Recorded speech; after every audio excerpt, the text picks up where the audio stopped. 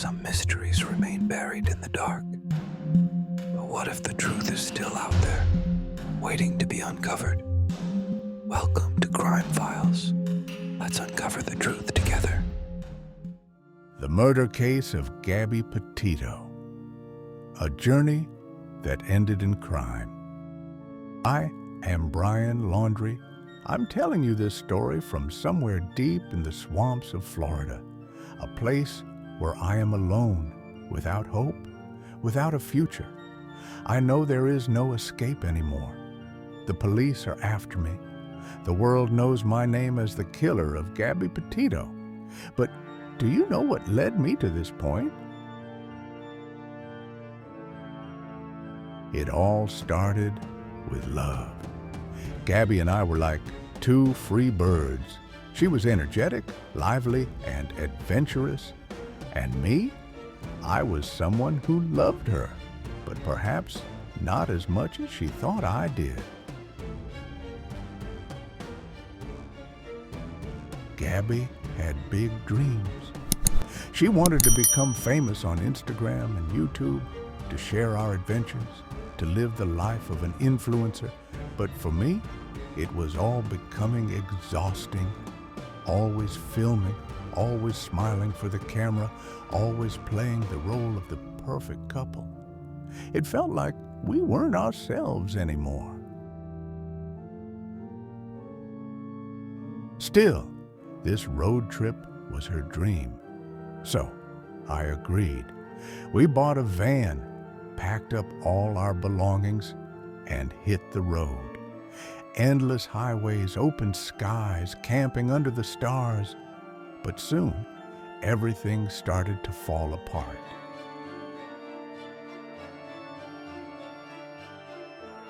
We argued every day, sometimes about small things, like why I didn't talk much or why I avoided taking pictures. Other times about bigger things, like our future. Gabby insisted that after the trip, we should buy a house and settle down. But me? I felt suffocated. One day in Utah, our fight got intense. Right there on the street, in front of everyone. Gabby was crying. The police showed up and separated us. She told them she was anxious, that I had made her upset. But the truth was, we were both to blame. We spent that night apart. But the next day, we were back together. We were still in love. Or maybe we were just afraid of being alone. In Wyoming, by the river, the final fight began. It was nighttime, and I couldn't take it anymore. Gabby picked up her phone and started recording me. At that moment, I felt like I couldn't play this role any longer. I asked her to delete the video. She refused. Her voice got louder, tears streamed down her face, her hands flailed, and she came at me. And I just wanted her to be quiet. I put my hands around her neck. For a few seconds, maybe even minutes, until she no longer moved. I sat beside her all night. I couldn't believe it. I couldn't believe that I, Brian, Gabby's fiancé, was now her killer. But I couldn't stay. I hid her body among the bushes. I got in the van and drove. I went home. Didn't say anything to my parents. They didn't ask any questions. It was as if they knew they had to stay silent. But the world didn't stay quiet. Gabby's mother was calling. The police were searching for her. Hashtags were trending online. Where is Gabby? A few days later, I couldn't take it anymore. I fled to the forest, where I am now. It's dark here. Snakes slither around me. I'm hungry, it's cold, and the police are getting closer. But it doesn't matter, because I know there's no turning back anymore.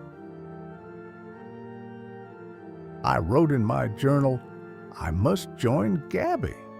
I took the gun in my hand and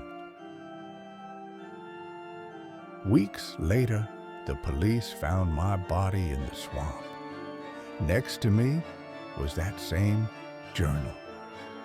The case was closed, but Gabby's name remained forever in people's memories. The girl who shone in the photos, but no one knew how much pain and loneliness were hidden behind that smile.